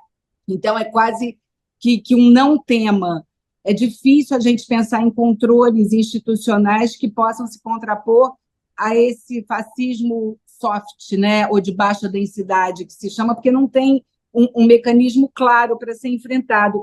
Mas, enquanto você falava, eu ficava pensando, não com relação aos evangélicos, mas com relação à escalada dos neopentecostais e ao acesso dos neopentecostais na política, que os próprios evangélicos rejeitam essa unidade quando são tratados como uma coisa só. E isso tem crescido de uma forma tão grande. Vocês falaram aí de eleição municipal. Os conselhos tutelares hoje são basicamente compostos por representantes de lideranças de igrejas neopentecostais. Então, parece que nós temos uma pauta quase paralela de mundos paralelos. Enquanto na institucionalidade e na pesquisa, na academia, nós pensamos na perspectiva constitucional, democrática, no Estado de Direito, o que tem acontecido no mundo é uma transformação tão profunda que eu não consigo enxergar mecanismos para enfrentar. Como é que você acha que a esquerda, ou se a gente tem algum dado com relação ao impacto dessa escalada neopentecostal que torne possível, você não vê um movimento, nem um projeto tentando impedir, por exemplo, que lideranças religiosas possam ocupar assento político. Que a fé sempre interferiu na religião, se sabe, mas não diretamente da forma como vem sendo feita, e especialmente ocupada por esses grupos que têm ampliado a voz da extrema-direita. Você tem esses dados? A questão dos conselhos tutelares, eu acabei não falando, mas, por exemplo, os exemplos de capilarização do bolsonarismo, acho que as disputas pelos conselhos tutelares talvez seja aquela que se dá no plano local mais evidente, né? Assim, eu dei o exemplo, acabei optando por falar sobre a questão das escolas, mas a questão dos conselhos tutelares é algo que, digamos, é digamos, a imagem da capilarização do bolsonarismo, né? E a gente e é muito difícil também fazer pesquisa sobre isso, porque é muito difícil fazer pesquisa no contexto local. Eu acho que isso também então é uma coisa, quer dizer, como é que a gente cria a agenda? Se é fato que a gente talvez esteja vendo a interiorização do bolsonarismo, é pensar como é que essa agenda vai se dar no plano local. E aí, essas respostas, esses diálogos, eles precisam se dar no local. Então, talvez seja isso, como é que a gente está falando de um fenômeno que ele tem uma escala transnacional, mas cuja a operação ela é local, né? Ainda que a gente também fala muito das redes, etc., mas as redes têm essa mediação, mas ela se dá sempre no plano local, na igreja, na escola, na comunidade. Então, talvez seja isso. Tem uma coisa que sempre, assim, recorrentemente, agora um pouco menos, tal, mas me perguntava, Flávia, como é que a gente pode fazer as estratégias nas redes? Eu sempre dava uma resposta que é o seguinte, é um pouco, a minha resposta é meio ruim, mas eu dizia assim, então parando de achar que tem que ser nas redes. Por quê? Porque a direita não acha que é nas redes, elas usam as redes também. Mas o que eles fazem? Eles estão ali no face a face. Então, é isso. O que a gente tem que fazer para ter uma boa estratégia nas redes? A gente precisa sair das redes em primeiro lugar, ir para as estratégias face a face e ficar nas redes. Ou então dividir, quem fica na rede, quem vai para o face a face, né? Tanto que o Vira-Voto, na época da eleição, em 2018, ele funcionou. Ele não foi suficiente pelo tempo, mas quando a gente olha, por exemplo, pesquisas, foi uma coisa que ela foi bem sucedida. O problema é que não dá para mudar o jogo em 2 semanas, né? Mas funcionou. Então, ou seja, quando você tem uma pessoa nas periferias falando com outras pessoas, isso é uma estratégia que funciona. Funciona porque, inclusive, a esquerda se constituiu como esquerda, assim, né? A história da esquerda é essa, não só necessariamente o Partido dos Trabalhadores, mas essa é a história. Então, esse é o ponto, é a gente ir para essa mediação face a face, local, e achar que, né, que a gente tem que jogar um jogo que ele tem uma escala grande, precisa também, mas a escala tem que ser pequena também, né? Eu acho que esse é o exemplo. E a disputa dos conselhos tutelares, eu acho que ela é fundamental, fundamental. E a gente não tem instrumentos suficientes e talvez não esteja dando a devida atenção para esse fenômeno, né? Obrigada. E tem o sistema penitenciário também, que a gente não falou, que também está ocupado. Isabela, foi muito bom mesmo, eu aprendi bastante e concordo total com você do tema da segurança, que é uma dificuldade histórica, né, da esquerda lidar, até compreensivelmente difícil para a esquerda lidar com o tema da segurança, né, em função da questão social, mas esse é o grande dilema, né? E outra coisa que eu concordo total com você, essa ideia da esquerda de colocar as pautas, a agenda dentro do armário. Então, guarda, espera lá, né? É uma certa visão utilitarista da política, e que é muito frequente na esquerda também. E nós temos alguns amigos que acham que política é utilitarista por definição, né? mas eu acho que isso é um desafio. Mas, voltando ao tema, eu fico pensando que os limites da sociologia clássica, né, para interpretar, lidar com todos esses fenômenos que estão acontecendo, não só no Brasil, no mundo todo, essas transformações, né? E o espaço incrível que adquiriu a antropologia, a etnografia, a psicanálise, né? Para nos ajudar a entender, né? Essa falência da sociologia, né? Não sei. Mas eu sinto claramente que agora nós estamos dependendo essencialmente dessas novas áreas para nos ajudar a interpretar isso tudo. Mas eu queria te dizer que, em que pesem os aspectos idiosincráticos brasileiros, tá? eu, eu vejo esse avanço da extrema-direita, eu não, qualquer pessoa vê esse avanço da extrema-direita como um fenômeno totalmente global. Eu não acredito em descolamento, em decoupling. Certamente o avanço da extrema-direita no Brasil dialoga com o avanço da extrema-direita no mundo todo, né? Hoje, 72% da população mundial vive sob regimes autocráticos e há uma certa sedução pela autocracia, né, no mundo. A gente já falou disso algumas vezes aqui no República do México. E aí, eu fazendo uma pergunta que o João César não fez, mas ele já trabalhou sobre esse tema em outros encontros, inclusive aqui conosco. Será que nós estamos diante de uma mudança, uma ruptura antropológica, né? Uma mudança civilizatória, uma revolução antropológica, um transtorno cognitivo global que tem na sua origem aquilo que alguns autores chamam de mentes binárias no mundo inteiro em função das redes sociais, em função das novas tecnologias, né? Mentes binárias que não dão o menor espaço para nuances, o fim da nuance, né? Não tem uma nuance, é binário. Isso eu fico me perguntando se a gente não subestima, no nosso esforço de compreensão, isso que talvez seja de fato uma ruptura antropológica que esteja acontecendo no mundo inteiro e no Brasil certamente. E isso tudo favorece, não determina, claro, mas favorece um caldo de cultura para o avanço da extrema-direita que deita e rola nesse ambiente. E aí nesse espaço binário de pensamento, só a extrema-direita que pauta, é a única com força para a capacidade de impor agenda. É a única força política com capacidade de impor agenda. Isso que é uma coisa deprimente, mas é o que nós estamos assistindo, né?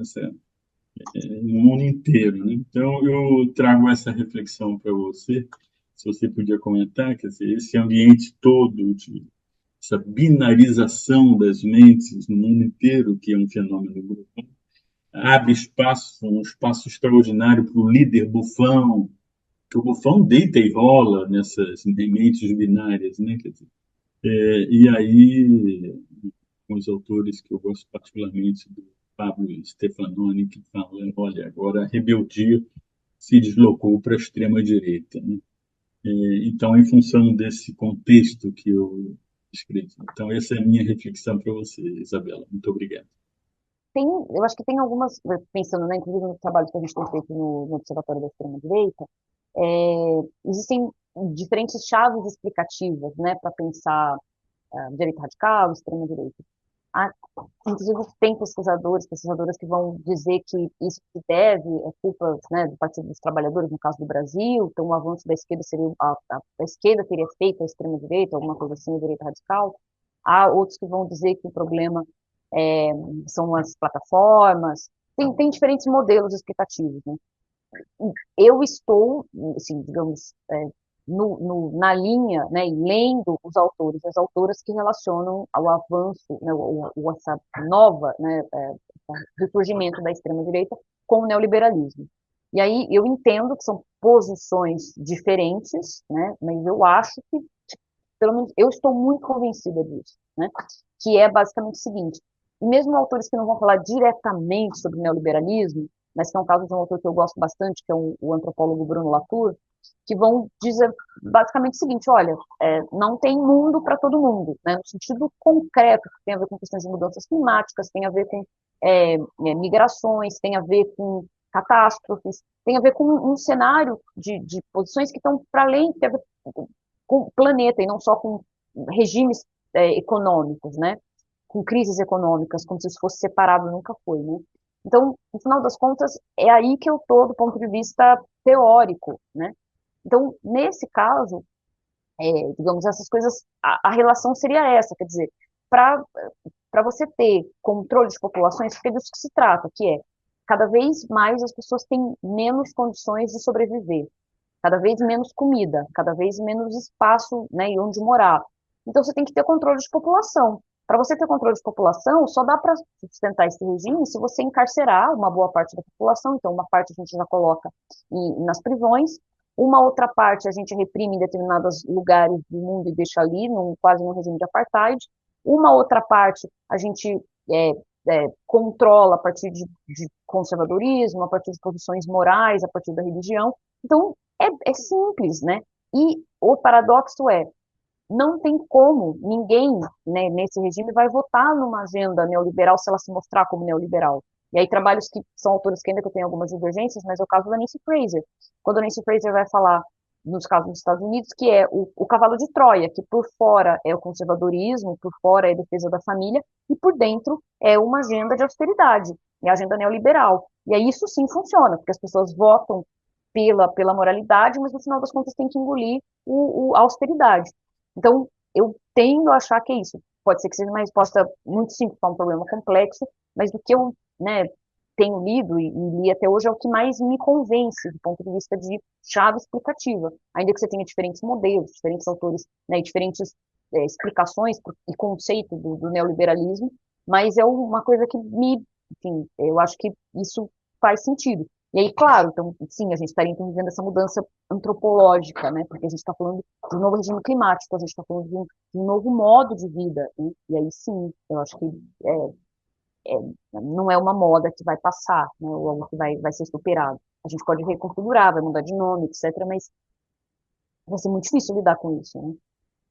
Eu até escrevi ali o que eu até acho que você tem razão, mas a gente está vivendo, na minha visão, um capitalismo pós-neoliberal, que é muito pior do que o neoliberal, na minha visão, que é o capitalismo pós-liberal, é o capitalismo do domínio das big techs, dentro da filosofia de winner takes all, né? Hoje, o domínio tecnológico de redes, plataformas e das novas tecnologias, eu acho que dialoga muito com essa mudança antropológica, né? Que é um negócio gravíssimo. Bem, é só uma reflexão.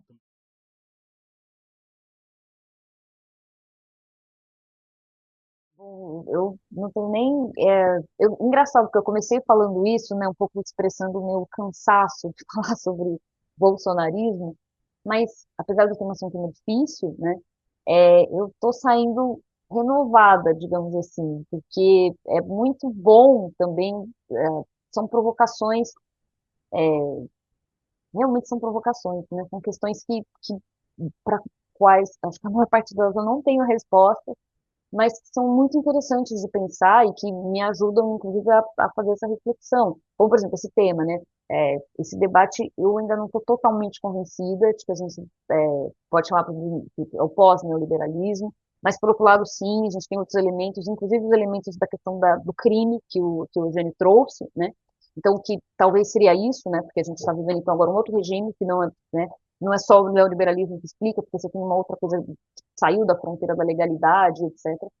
Então, enfim, só de fato agradecer muito, enfim, várias pessoas que estão aqui que são parte, pessoas que eu tenho que eu nunca tinha encontrado, algumas de vocês pessoalmente sem meu vídeo, mas que eu tenho bastante admiração, leio os trabalhos, uso na bibliografia, uso no meu curso, outros são pessoas muito queridas. Então, agradecer muito pela oportunidade de dizer que, se eu comecei dizendo que tinha esse cansaço, por outro lado, dá uma renovada também, a gente poder ter uma audiência tão qualificada e enfim, tão aguçada, né, e com reflexões tão interessantes. Agradecer muito, fiquei muito feliz.